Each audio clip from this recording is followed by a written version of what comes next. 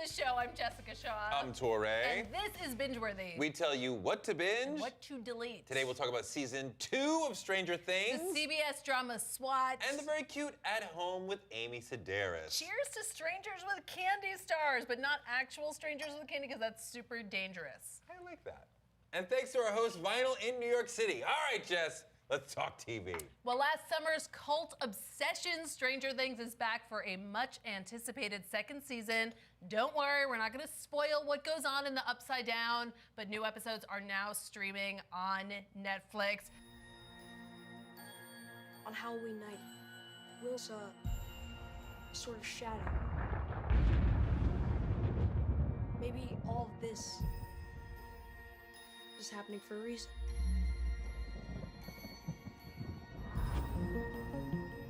These are not nightmares. It's happening. And it all leads back to here. I was so nervous about season 2 because I loved season 1 so much. Binged the whole thing in the weekend. Wow. Just watched all 9 episodes. I thought it started kind of slow. There are some new characters. Yep.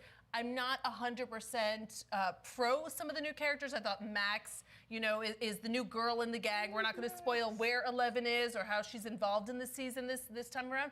I thought Max was like, oh, we need a girl, but let's just make her a guy. Let's give her a guy name. Let's have her just like riding around on her skateboard playing video games. And it was a little bit eye-rolly. They're boys. They're not going to go hang out with a super girly girl, but whatever, keep going. It just felt like you can write a cool girl without having her essentially be a teenage boy. Right? Okay. But aside from that, Picky. I really just did a little nitpicky. I really liked this season. I thought as it went on, it gained momentum. I thought the big bad this season was really creepy. There's going to be a lot of talk about episode 7. Oh. Episode 7 is a standalone episode. Like all the action goes like 1 through 6, and then there's like a kind of a cliffhanger, and then 7 happens, and then there's 8 and 9. I did not care for episode 7 at all. Okay. So all for right. me, I was like, that took me out of it. There's no payoff to didn't the like the episode. diversion. I don't know if there's going to be payoff in season 3, Well, but I didn't like most it. of us haven't gotten there yet. I have not gotten as far as you, but I was nervous about this season because the reviews have been so bad. It seems like everyone's saying season 2 is a big letdown, so I was afraid to jump into it and feel that disappointment because the show has so much sweetness and so much light and so much intelligence, I think, and a great wit to it with all sort of 80s references that are always so fun. I really like this. I was just sort of smiling from the first moment.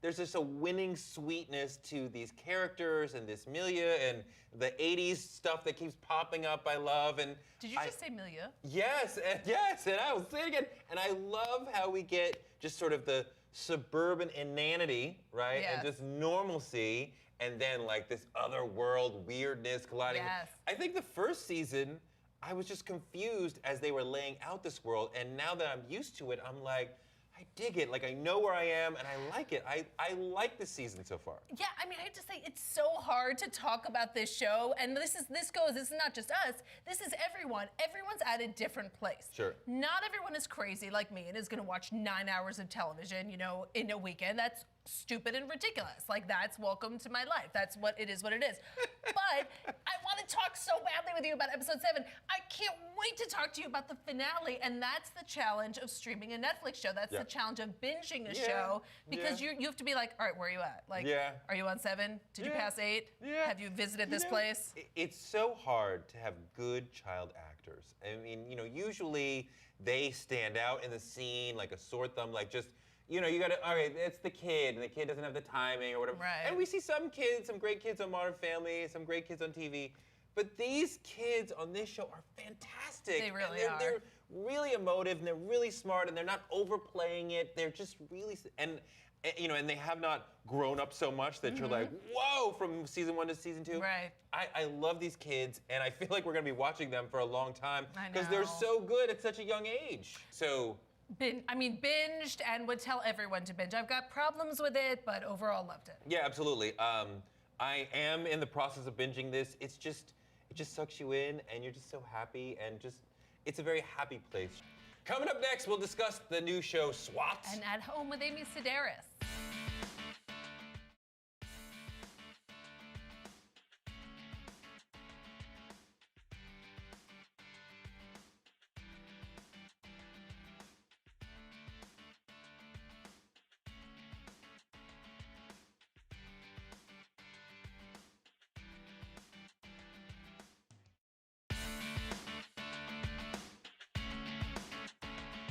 Welcome back, I'm Touré. I'm Jessica Shaw. And this is BingeWorthy. We tell you what to binge. And what to delete. And speaking of which, there's a new procedural drama called Swatted. It airs Thursdays at 10 on CBS. My daddy was always saying to me, if you want things to change, be the change.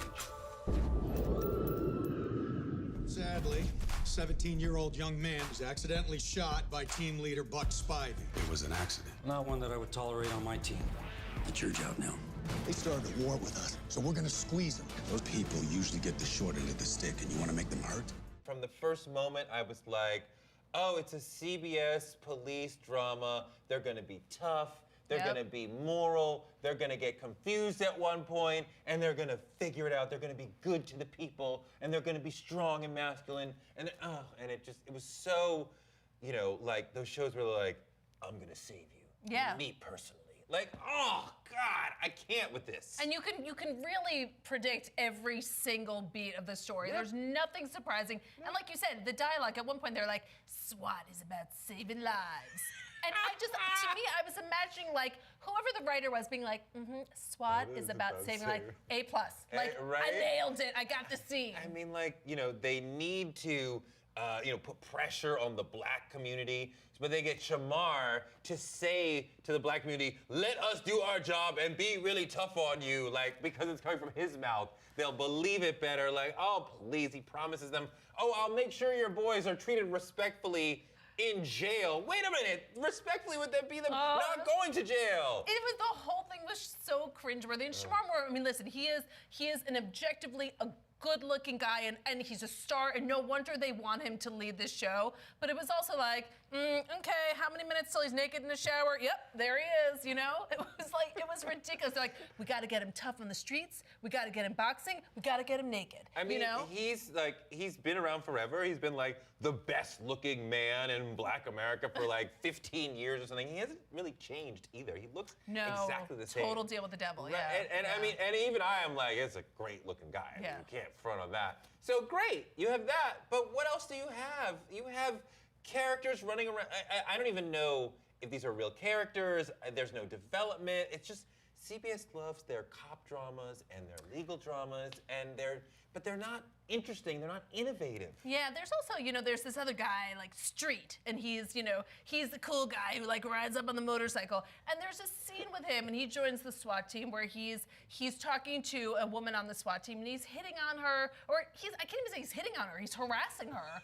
And I think when you watch TV through the lens of what's going on in the news right now, which we all do. It's not like you can turn off what's going on in the world as you watch scripted television. And this was filmed way before a lot of, the Weinstein news, a lot of the news that's come out recently. And yet I watched that and I thought to myself, how did you not edit out that moment? Are you really gonna have one of the heroes of your story be someone who's like inappropriately, saying innuendos to a woman on his team? It's kind of like the world has changed in about 2 weeks, right? And suddenly the bar on what's appropriate to say and do. Right. I mean, like, it was never appropriate, but now we're all aware it's entirely inappropriate. Right. And shows that respond to, like, White Famous, and I know you love White Famous, but there's an episode 2 weeks ago that makes references that has the disgusting, predatory movie studio head, right? So they're dealing with it in a very thoughtful way.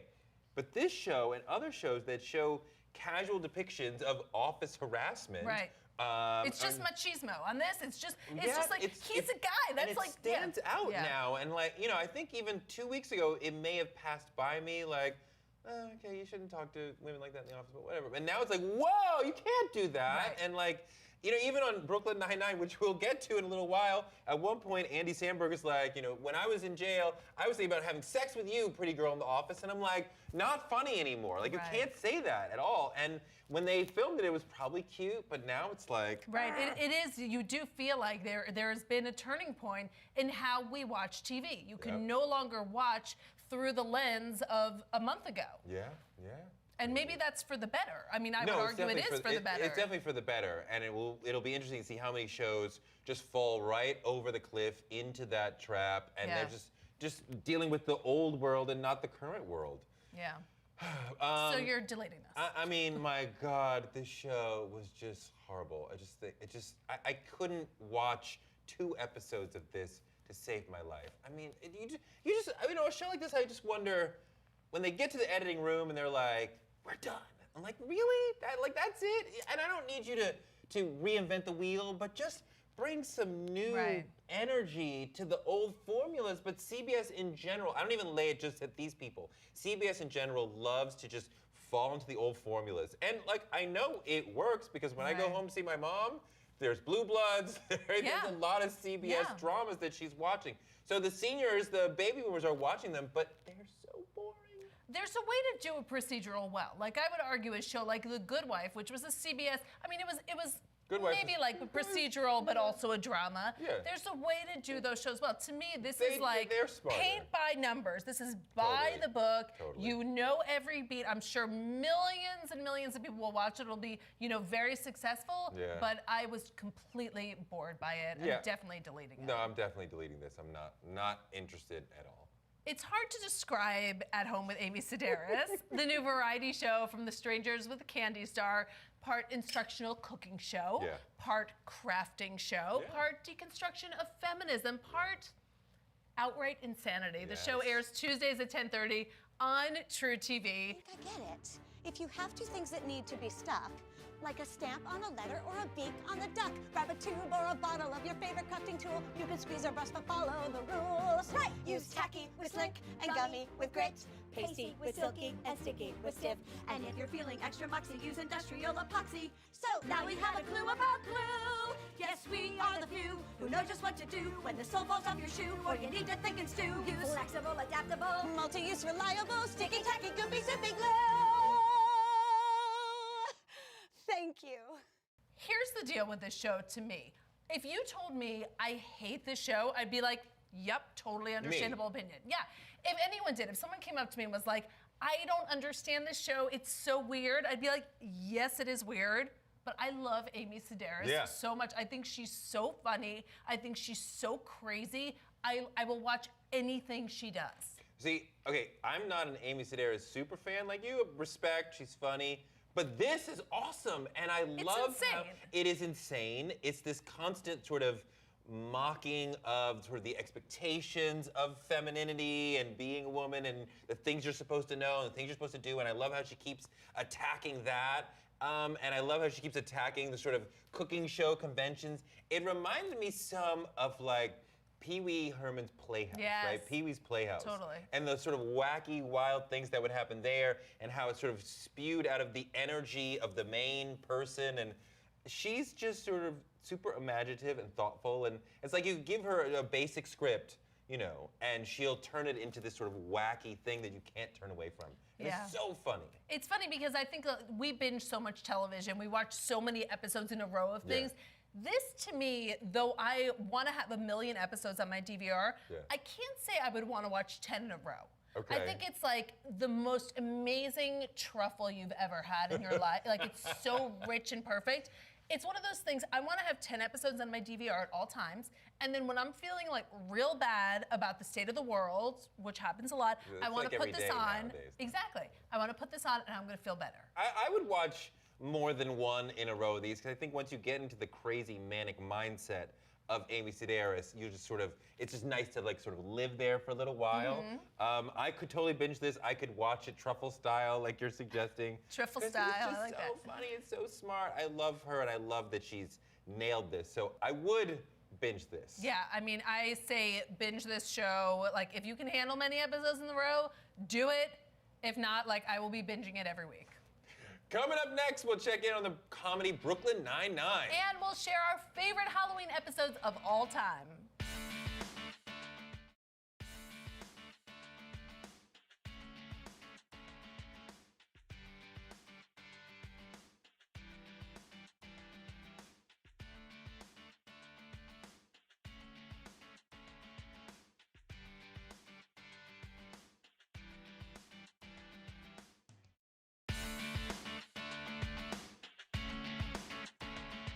Welcome back, I'm Touré. I'm Jessica Shaw. And this is BingeWorthy. We tell you what to binge. And what to delete. And right now, let's check in on the comedy Brooklyn Nine-Nine. The show's 5th season is airing Tuesdays at 9:30 on Fox. Boink, boink. Good morning, sir. Your expression is inscrutable as always. And yours is extremely scrutable. You want something. A video game, perhaps? Or a fidget spinner? I do want both of those things, but that's not why I'm here.